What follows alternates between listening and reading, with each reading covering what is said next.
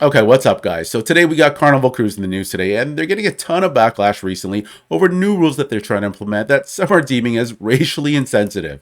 Basically, if you don't know who they are, they're the Spirit Airlines of the Sea, a low-cost carrier that was targeting a certain demographics. Now that they're trying to reinvent themselves, they're getting a lot of people coming after them. Anyways, watch this clip of this white lady explain her recent past experiences with the cruise company. Y'all go ahead and get your hate out. Get all your names you're going to call me and get that out of your system. But for your information, I have been on 9 cruises since 1993. The ones through 2005 were not cheap, but they were very nice cruises. The people that worked the ship were nice. The people that were on the cruise were nice. You didn't go to the dining room dressed like you were going to the pool. There was a certain amount of decorum required. When you got up in the morning, you could go through early in the morning, because I was.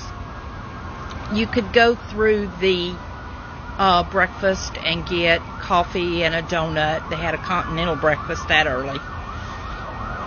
And then go to what's called the Serenity deck, and you could sit there and drink your coffee and enjoy the sun coming up. You couldn't do that on this last cruise because they were still drunk from the night before. And the only place they could find to hide with their goofiness is on the Serenity deck. The people on either side of us in the cabin were ridiculous.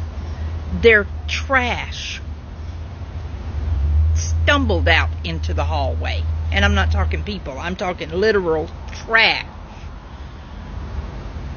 They would go up to the bars, the buffets, and get plates and plates of stuff, and then just pile it on the floor outside their door. There was no class. In the words of my grandfather, they had no couth.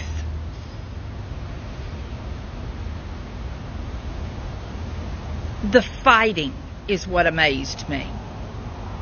You're on vacation in parts of the most beautiful part of the world, and all you can do is cuss, scream, and fight. Okay, so I'm going to pause here for a second, and you'll know that she's referencing black folks or a particular subsection from that black community. And I can tell from her voice that she has a ton of black fatigue, and I'm not surprised why.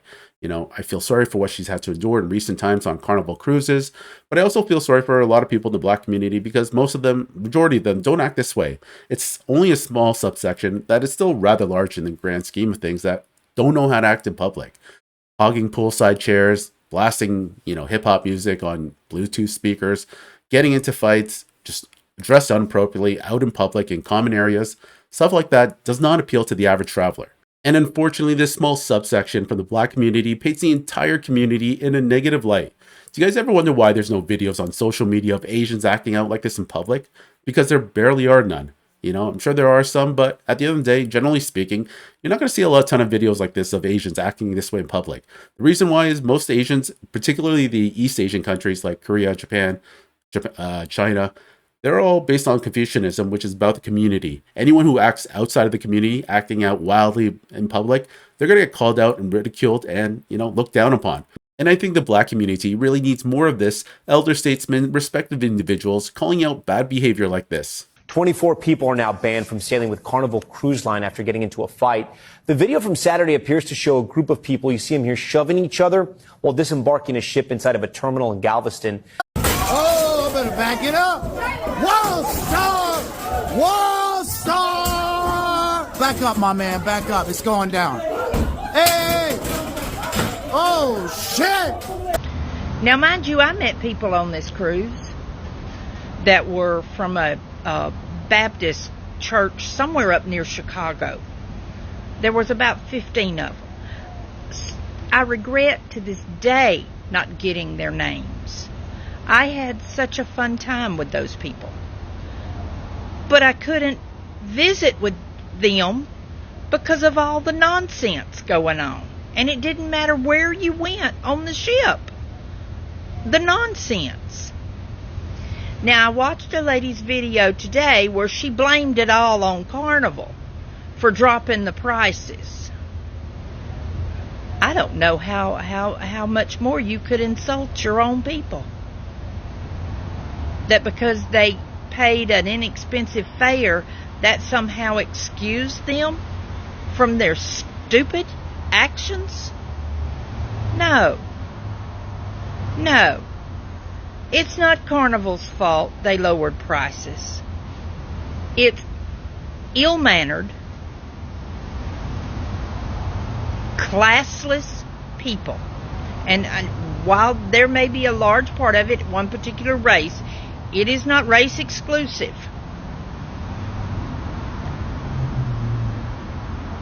But what amazed me is you couldn't go to the swimming pool deck, ever. From like 8 o'clock in the morning until 1 o'clock at night, you couldn't go. Because it was bad. It was bad. Okay, so now let's take a look at some of the new policies that Carnival Cruises will be implementing moving forward. A zero-tolerance drug policy. Marijuana and other legal substances are strictly prohibited under federal maritime law, with violations leading to removal, fines, and lifetime bans. A curfew for minors. Passengers under 17 must be off public decks by 1 a.m. unless accompanied by an adult or in a supervised program. Then there's also a ban on non-battery operated fans and a restriction on Bluetooth speakers because we've all experienced going on vacation and in a public space and some douche is blasting loud music on a Bluetooth speaker.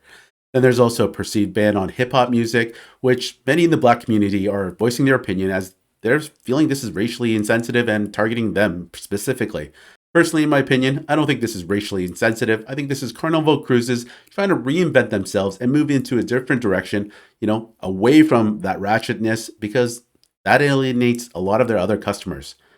People go on vacations, like I said earlier, that they don't want to experience, infighting, loud, obnoxious people, music blasting everywhere in public spaces. They just want to relax, enjoy themselves. Anyways, listen to this TikToker who explains that if Carnival Cruises doesn't allow this level of ratchetness going on their cruise ship, that she'll take her business elsewhere. So, I was planning on going on a Carnival Cruise for my birthday this year in December. And then I have a girls trip for May, and then a family trip for June, all on Carnival. And they have decided that they don't want to be the spirit of the seas anymore, and I just don't know what to do with that information. I feel like we should just move to another cruise line. Royal Caribbean is a bit too bougie for the fun I'm looking to have, and MSC is way too boring. Do y'all have any recommendations for who we should switch to before it's too late? Should we go to Virgin? Do y'all like Virgin Cruises? Let me know in the comments, because I don't know what to do.